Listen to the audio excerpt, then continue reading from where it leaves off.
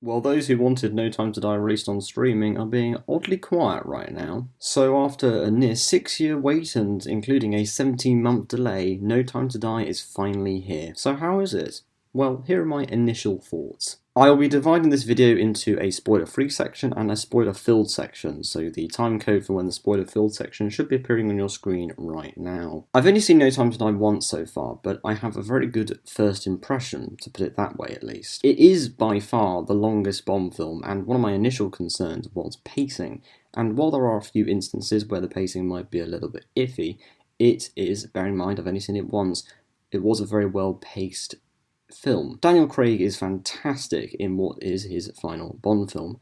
There isn't really any fault to point to on his performance. He is so good in this, and each of his Bond films has been a kind of a different interpretation, a different performance. It's different each time, and this is maybe his best performance he's ever given as Bond, which is fitting because obviously he doesn't have a chance to improve on this one. This is his last Bond film, in case you didn't already know. In fact, the whole cast is generally fantastic. It's a very, very well cast film, this, and I think the regulars who have appeared in previous Bond films are even better in this film than in any of their previous entries.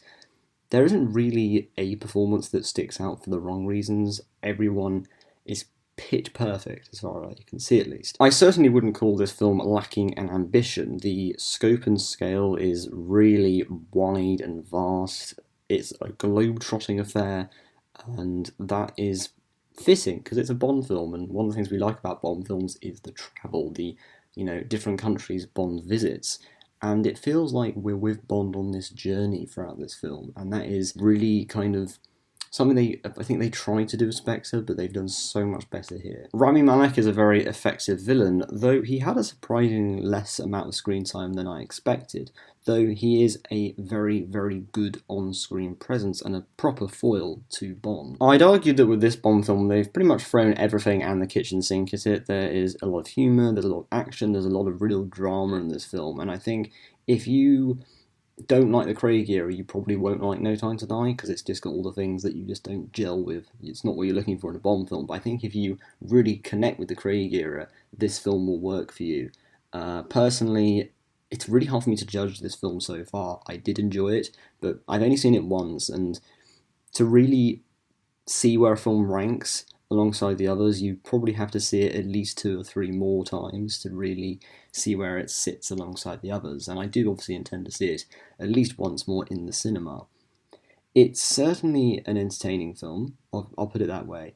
It does character much better than Spectre. The pacing is hard to judge so far, but on first viewing it is good, although really pacing is much easier to tell if it's good or not on second viewings, because obviously you'll be able to tell if a film's well paced based on multiple viewings. If you can sit for a film on the 5th or the 6th or the 7th or whatever viewing, you're probably onto a winner, so it's quite hard to tell at this early stage. Daniel Craig, again, as I've said, is absolutely electric.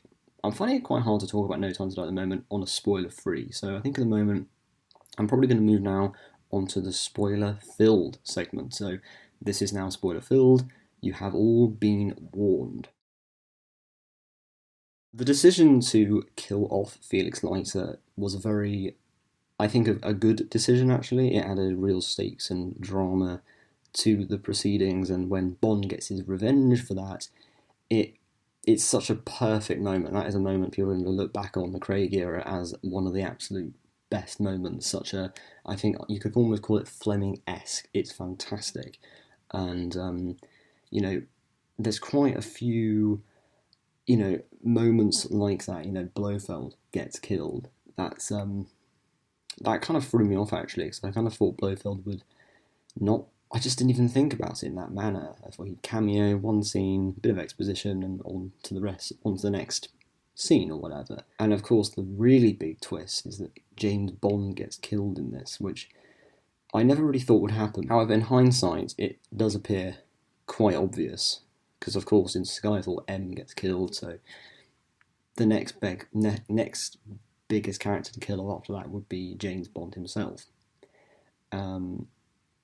The real warning or hint that this was going to happen was when James Bond says, "We have all the time in the world," near the beginning of the film. And there's quite a lot of, if you like On Her Majesty's Secret Service, you'll love this film, well, potentially, because there's quite a lot of musical cues and references to that film, and it's clearly trying to emulate On Her Majesty's Service in terms of the emotional sort of pathos, the right word, but kind of that connection people have with that film. And that's one of the fan favourites. Safin is a very great villain indeed. He is ultimately the guy who kills Bond. He shoots him, and that leads to Bond's death. And it's a very shocking thing, and I honestly think No Time to Die was made for the cinema.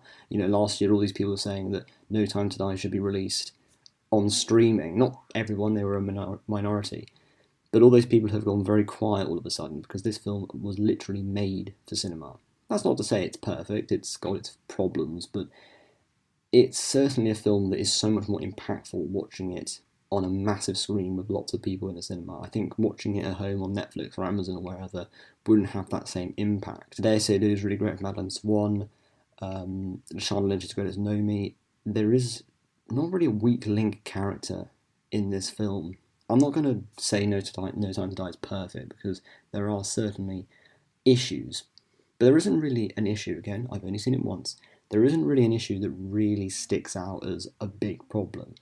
But the second viewing will really indicate whether that is the case or not. I suppose one positive to draw from No Time to Die is I couldn't really imagine any other actor, any other Bond actor we've had so far playing Bond in this film. This is an intrinsically Craig Bond film. It feels like a Craig Bond film. It doesn't feel like a Brosnan film or a Moore. Definitely not a Moore. It feels like a Craig entry. So I suppose if I had to rank No Time to Die in this series somewhere, I bear in mind seeing it once, I would probably rank it 6th. It's better than Spectre, it's better than Quantum, but I don't think it's quite as good as Skyfall or Casino Royale. It doesn't have that impact for reasons I can't quite explain, to be honest. So those are my initial thoughts on No Time to Die. It's not really much to talk about. I mean, yes, that it's a long film, and this film will keep Bond fans busy and have them a lot to discuss for potentially years, because of course it is quite a fair bit. I think about 15 minutes longer than Spectre, so it's a lengthy affair. I think I'm just tossing off stuff now, just listing stuff. Ralph Fiennes is really good as M. The first scene where we see Ralph Fiennes as M meeting Daniel Craig's Bond for the first time in this film is such a great scene. Felix Leiter, played by Jeffrey Wright, is fantastic. There isn't really a weak link moment or character in this film, and again, I've seen it once, so it's quite hard to judge whether this film really, how it stacks up. But I think the decision to kill off key characters is a ballsy move. I admire it. It's so easy to just write a nice happy ending and they all lived happily ever after in the end, but it shows real ballsiness to just be like, no, we're going to kill James Bond. We're going to do it. And they did do it, and the manner in which he gets killed is so good. Like, he just gets, whatever, I'm not, gets shot by Safin, and that ultimately leads to, it's not the only contributor, but it ultimately leads to his death. And it's, that's why I've got this in a spoiler-filled segment, because if I had just started the video saying, like, bam, this happens, then, you need to go into the cinema not knowing that. So if you're still watching having not seen No Time to Die, well, you're a muppet. I gave you plenty of warning. So those are my thoughts on No Time to Die, and I suspect I may write a proper review many years from now. I hope you enjoyed watching this video. If you have seen No Time to Die, comment your thoughts down below. Thanks for watching. Goodbye.